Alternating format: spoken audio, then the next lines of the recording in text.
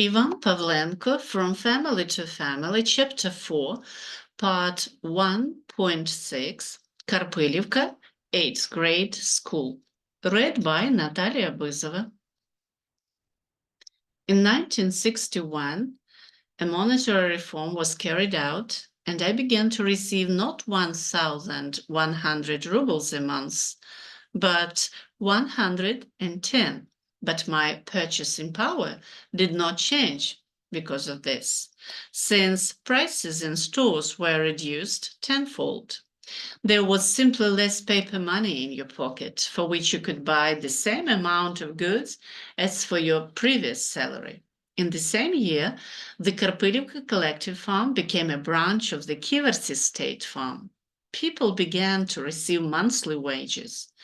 This immediately increased labor discipline and its quality and productivity.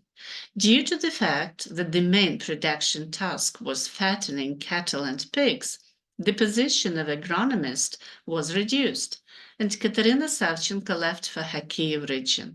She was replaced by livestock specialist Petro Fedorchuk, but no longer as a party organizer, because the party organization lost its independence and became a separate party group subordinate to the State Farm Party Committee.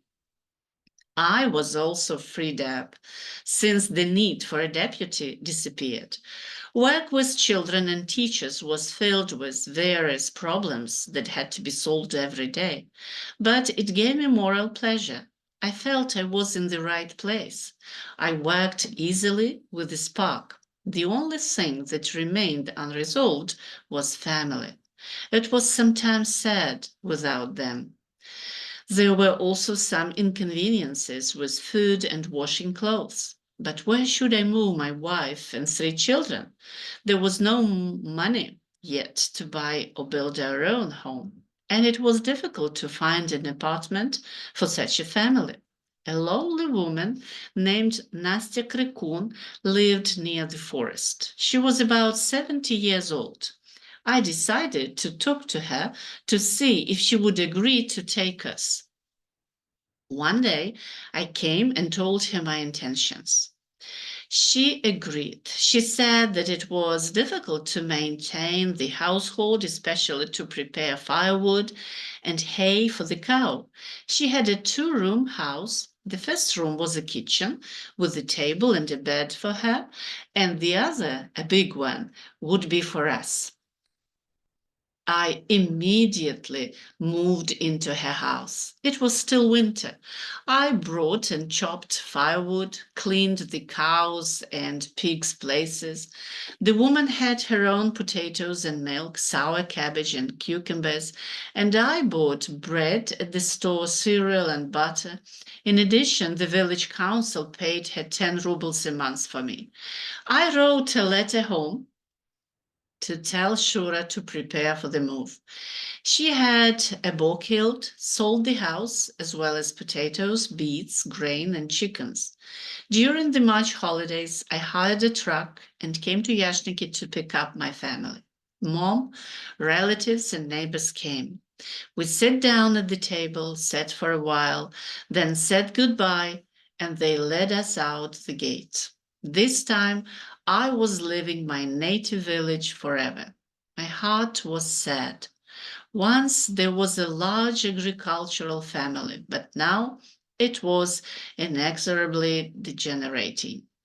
Of our family, only a gray-haired mother remained in the village, and we had children scattered around the world in search of a better fate, and the family tree dried up, and young grains from it were transported by social winds and storms to other lands, and there they already sprouted with new branches. We arrived in Karpylivka in the evening on March the 30th, 1961. It was already dark when we unloaded. Shura met the old woman. Everything was good. We had a snack and let the driver go, giving him 10 rubles and a 3-liter bottle of vodka. The first night we slept as we could, and throughout the second day, Shura cleaned and furnished our room. We agreed that she would cook for everyone, and the old woman would only milk the cow and feed the pig and chickens. Products were cheap then. I bought 4 quintals of potatoes for 20 rubles. We had our own lard and meat. I also bought some food from the store. But how curious women are. The neighbor obviously wanted to see the director of studies' wife, and she came running to us in the morning, supposedly to borrow matches. But a comic situation arose. She came into the house and asked, "Have you got a pushka?" gun. A pushka? What pushka? Shura was confused, not understanding anything. No, we don't have a pushka. Matches, matches, she explained. Oh, matches. We have matches. Shura laughed and handed her a box of matches. The neighbor, looking around the room, exchanged a few more words and left. And we continued laughing at that pushka that Shura mistook for a gun or something shooting. I must say that the old people here generally talk, it seems to us, a little funny. For example, when milking a cow that was kicking its leg, the mistress could shout, "Stand still there. If I kick, you would stood." And it was because they had never studied at a Ukrainian school, because it was prohibited during Polish rule. Therefore, their language was an outdated Western Ukrainian dialect with Polish words and phrases. They called a tablecloth sarata, a frying pan patelnya, an iron saucepan banyak, kendyuk botul, a weed tool tsupa, a bicycle rover, and matches pushka. Young people used an outdated language only at home, but in public they spoke like us. It's true, they did not have Russianisms, which were often found in our speech. Instead of such words of Russian origin as sugar, nail, cellar, owner, button, belt, twig, they had Ukrainian equivalents: cukor, цвях, льох, господар, гудзик, пасок, прутик. A new common life began for us. Risha and Vova went to school in the 7th and 4th grades, respectively. Natasha was almost 3 years old. She had some sort of itchy rash on her back and was having trouble sleeping, apparently due to climate change. In the photo, Ivan Ivanovich Pavlenko is in the center as the director of studies, next to the principal, Ivan Kendratovich Teslyuk, and the teachers and students of Karpylivka 8th grade school. Ivan Ivanovich's son, Vova, is in the background. Here he is, as school leaver, the 4th grade school leaver of this school. There are many swamps and lakes in Volyn, so the air in spring and summer was oversaturated with moisture. Shura now washed and fed us. The old woman was happy, and having nothing to do, she often went to get-togethers with the neighbor we already knew. One day, I went to call her for dinner and accidentally bumped into the owner who was making vodka. He got scared, and I said that I hadn't seen anything and left. The woman returned and told how the neighbor had scolded her husband, who had not locked himself and let me in. I especially remember the words, "Let diarrhea attack you." I asked the woman to go and calm them down. In the spring, I was given 25 acres of vegetable garden. The manager of the department sent horses with the man who plowed our plot, and we planted potatoes and some vegetables. Meanwhile, the school year was coming to an end. The exams were completed, and the students were promoted to the next classes. I spent days on preparing the annual report.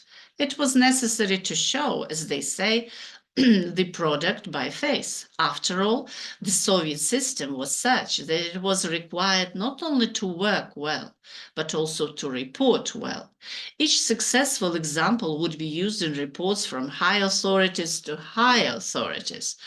Often it was simply deception and boasting by low to high principle. I could write vividly and convincingly.